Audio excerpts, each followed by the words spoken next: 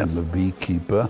Wherever there were bees moved into people's homes or in their water meters or electric boxes, I would go and remove them, and also farm with Simmental cattle. I was walking on the farm one day and a thorn hooked me on the thigh and it bled. I washed it with a bit of Dettol and put a plaster on it, and I thought it was okay. So if you can look at the leg, it was from here right down. In the beginning I thought, it's just a little sore, it'll go away. Next week it's going to be okay. Eventually the size just doubled and doubled as this infection was getting bigger. So it wasn't a nice journey. And then I went to the doctor and they gave me different things. After about 3 months, it really got worse. He put me through the scan and then found that the artery had blocked. So we opened the artery and then it started healing quite a bit, and then it started on the other leg. So he unblocked this one as well. And in the meantime, the sores were just getting worse and worse. Obviously, him going into hospital and having to go for treatment, we were limited as to where we could go and for how long. And he was hospitalized quite frequently. I couldn't walk properly. I couldn't sleep properly. It was a big problem. It started affecting me at work as well because of all the tablets and things that I was taking.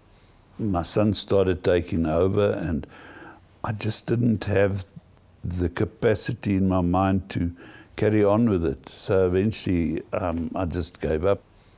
He's not a negative person or depressed person at all, but he did seem to lose interest in the work situation. That created more pressure on me because I had to handle all the work pressures and the business pressures. Then we went to Mozambique and walking on that damp sand brought some of the germs up into these sores. Wow. And I eventually flew back from Durban and I stank the whole plane out with this rotting leg of mine. And then I went back to the wound clinics and they tried. And at one stage I got to him and he said he doesn't know what else to do. Yeah, and it was very concerning. I mean, there were some times that he wondered if it was going to be the worst. He's opened the veins and he's tried everything that in his knowledge that he could do. And then he said to me, but there's one person that could help you, and that would be Danella.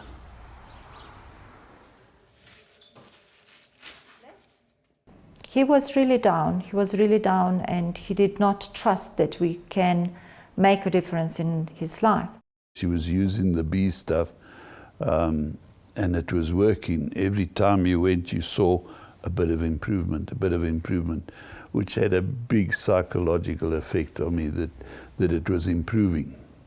And it is wonderful to see his face changing when you remove the first dressing, and it is a marked improvement. And he started flickering some hope into those eyes, and he said, maybe this is going to work. And he was completely healed 3 months later, which is a great achievement considering that he was having these wounds on his lower leg for more than 4 years. And he even stated that he can go back to his hobby, looking after the bees. It's just such a nice thing to know that, I mean, I love my bees, and knowing that they helped heal me is a big plus in my life.